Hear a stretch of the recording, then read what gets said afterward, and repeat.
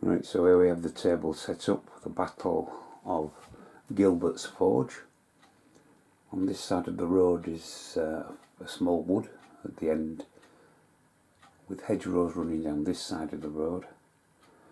The road runs straight, then there's a brick wall here, and here's Gilbert's Forge with his house next door. The rest of the area is clear, so both sides in the conflict will have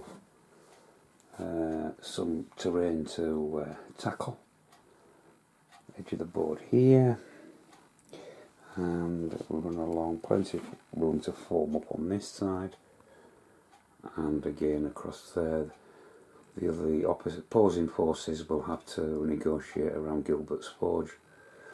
Boards here, a nice clean open area until they get to the road, and the hedgerows and wood. So we'll call that direction east, over there is north, and we'll call that direction where the forge is as the west. So that will be the battlefield for the commanders to sort out where they wish to place their troops.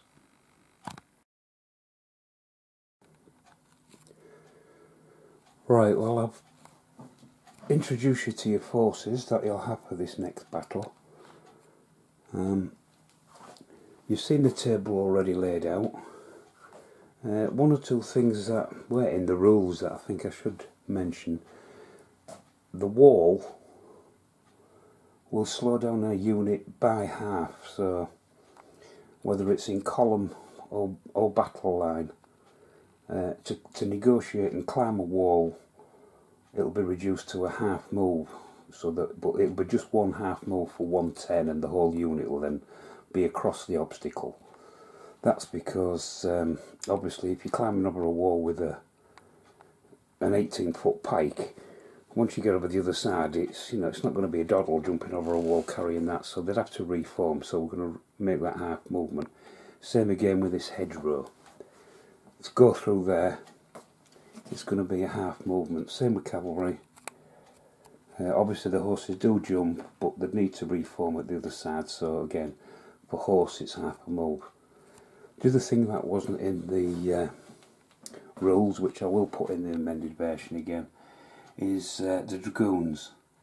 They can move at the same speed as medium cavalry. So their normal distance as medium cavalry, and again the thing is with these as well is they can move the full distance and then deploy, i.e. dismount and become infantrymen. They don't normally fight on horseback. They make poor cavalry as they've got poor horses, but they can be used as cavalry if they attack on a flank for a unit that is falling back or is in poor morale. So they can be used as cavalry in that event, but only if they're attacking, say, another cavalry unit or an infantry unit that is in disarray and is falling back or in low morale. Otherwise you can't use them as cavalry. They have to be used as dismounted infantry. I think that's everything. Right, so if I try and zoom in. So after Curtis, your dragoons are Orkie's dragoons. Orkie's dragoons. I thought I'd give them names this time, the proper names for the regiments, rather than saying the unit on the left flank of nearest the gun or furthest away from the trees. We can now give orders direct by the name of the unit. So Orkie's dragoons is your first unit. Joseph's foot is your first pure infantry unit. Oglesby's foot is your second infantry unit. And the London Train Band, or LTB, is your third infantry unit. I've even given the guns speculative names, but Downing Light Battery, the Westminster medium battery, and you've got a demi-culver in there with, I think that's 24-inch range, and you've got the Wig light battery. Moving on to your horse, you've got Sydenham's horse, which is a medium horse. You've got Balfour's heavy horse, which are your cuirassier, heavy cavalry. They get a +2 for shock. And finally, you've got Ayrton's horse, which is your other medium cavalry unit. For Ringo,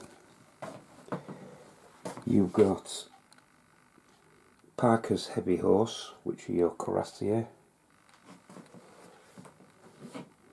You've got Rupert's horse, medium cavalry. And you've got Wormsley's horse, which are medium cavalry. Your batteries are also named. You've got the Queen's Light Battery. You've got the Windsor medium battery. And you've got the Sandringham light battery. Your regular foot regiments are Newcastle's Foot, the Whitecoats, the Lambs they were known as. You've also got Prince Rupert's Bluecoats.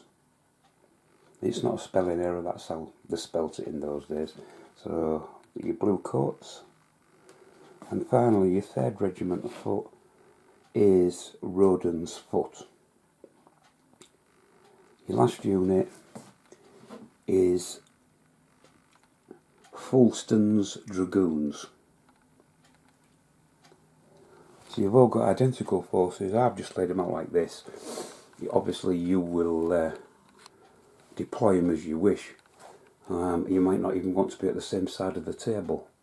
If we don't agree on a side of a table, then we'll have to dice for it, and then you can make your deployment afterwards.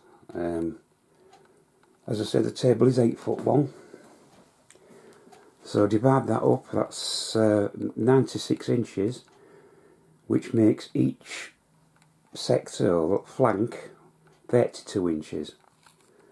A regiment of foot is 10 inches from one end to the other, so you could get 3 in, and to be fair you could have one in front of the other if you wanted to, or you could have them in echelon, one there and one here.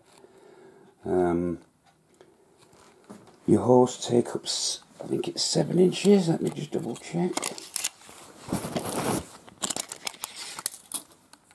Yeah, 7 inches your horse, so you could feasibly have all 3 of them on one flank, or these you'd have to have flat, because I don't really want you to be more than 6 inches away from the edge of the table, so you wouldn't be able to double bank them. You'd have to have them as they are now, but of course they could be mixed in with your infantry. Artillery you can either have as coming onto the table limbered or unlimbered, that's your choice, and you can place them again on either on the right flank, which is here, or it is for the Royalists, the left flank for Parliament, which is up to about here, and then in the centre another 32 inches, and then on the Royalist left flank or the Parliamentary right flank. So you'll be able to choose where you wish to deploy your troops and how you wish to deploy them. We can discuss that a bit later when we come to actually deployment, because it'd help if everybody started saying left flank, you know, I want Parker's heavy horse, the Queen's Light Battery, in the centre, from left to right it'll be blah blah blah blah blah blah, and same with the parliamentaries. If you start with your left flank, the unit, mentioning the unit first, which is going to be at that end, and so on till we get to the centre, and then obviously your right flank. I think that's all I can say for now. Hopefully Ringo, your will be available soon. I know you've got problems, and that's fair enough. This can wait until you're good and ready, and I won't even put this video up until I know that you're ready, so I'll hang fire to that. But that's your units, that's your troops, that's the battlefield which you've already seen, and hopefully you'll be able to make your plans from that. I'll talk to you again later. Bye for now.